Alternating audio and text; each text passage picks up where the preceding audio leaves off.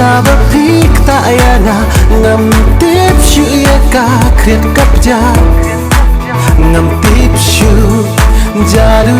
ayusha ban ya nga shisha pinang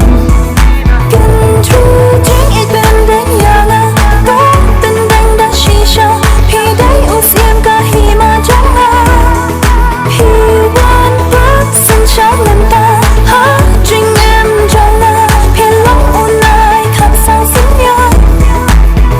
nga la hu kam sin ka kende ka sharem ha ba pi wan man ku ya na kam sin jong nga la hu kam sin ka kende ka sharem ha ba pi wan man ku ya na kam sin jong nga tu bat kikti da ka jing i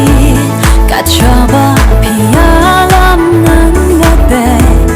pin sno ya jing ye da shisha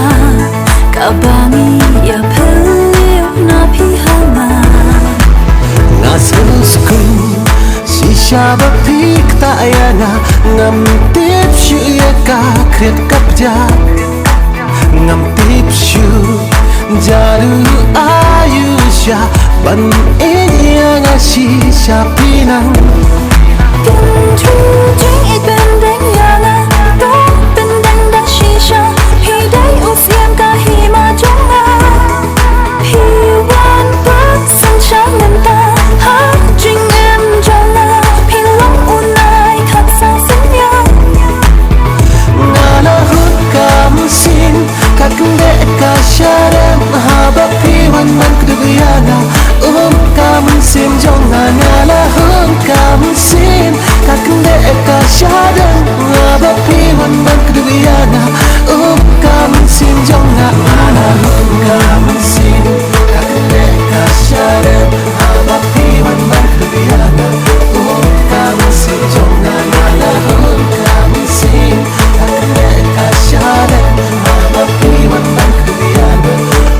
kam sin jong nga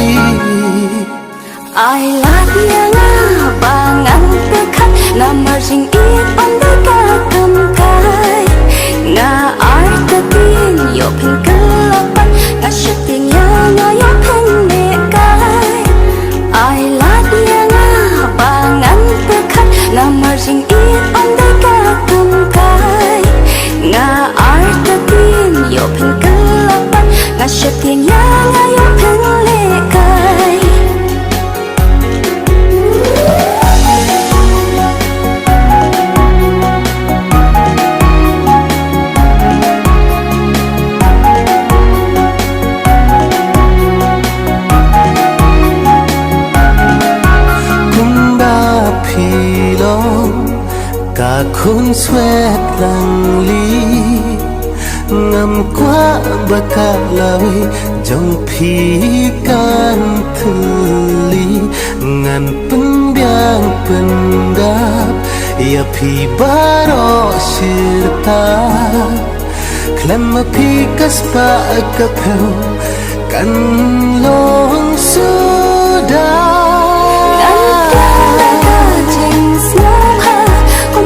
ฉันบ่พี่ชี้ชาหาถ้วยจังเอียดอยากกลอยบังจีสันดาบัดนาช่วยมุมตัวรีงานเล็กชิชาพริ้งเสียวกูไม่อาจหยุด happy บางันเคลนามาร์นาปาลัดตั้งยาพีอาลัดบางันดายาพีงานเล็กชิชาพริ้งเสียวArut happy bangan clay na marna palat ang yapi alat bangan do yapi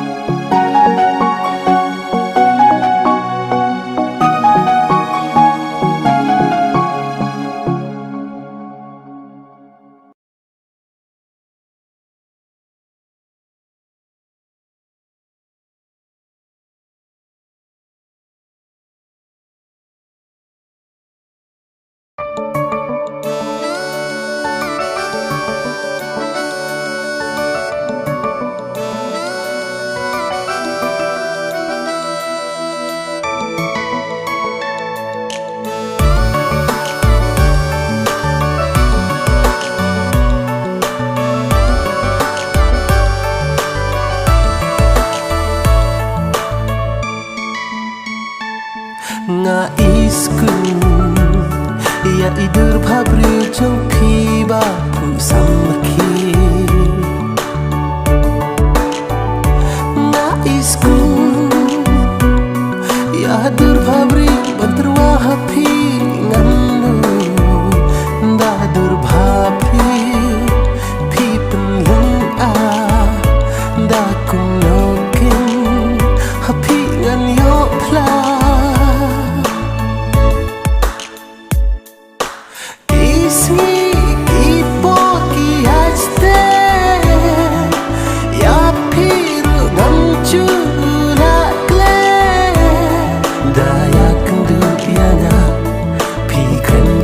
Baba, people show me marwayana. Kumanay pisataba, kachabalit pikring yana, bunsin rungan nang haba pidan siya jangay na nga marway.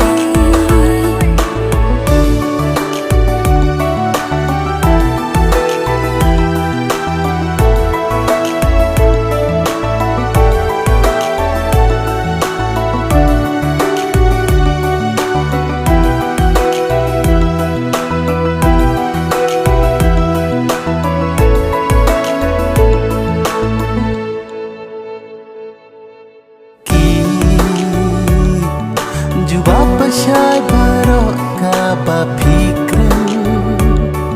ya kacing icungi om la banlen kumba ya piada icisya ya ngi ublay ula ada bentar Kumanay pisataba, kachabalit pikring yana, bunsin rungan nang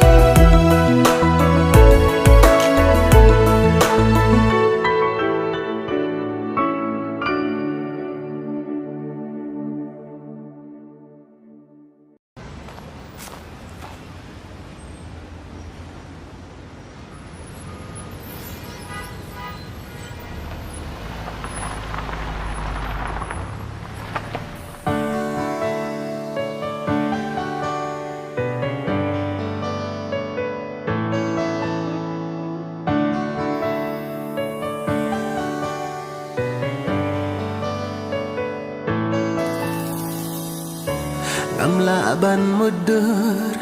hajing ing jonga Bun ki jing kela kiwan pen kende yanga Marwe ngasuyat remun Yapi nadu simna iskunมันที่ปวดยาพีงายายกินมาบ่อยทางอาบนเสียงพีวันป่าลาลูกเขียนยันปล่อยชาพีงาครั้งอุบเลวลาบินตา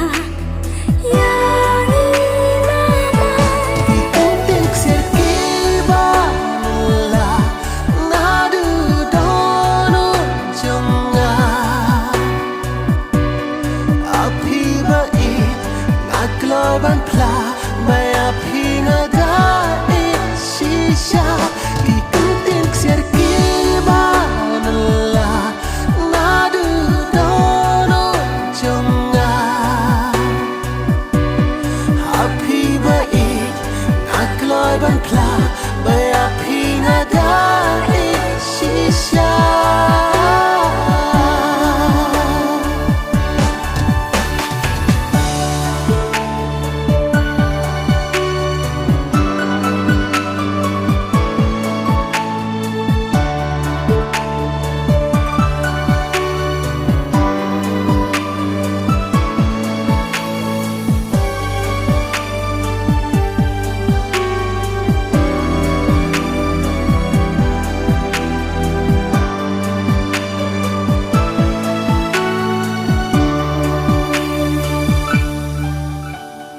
Sao đông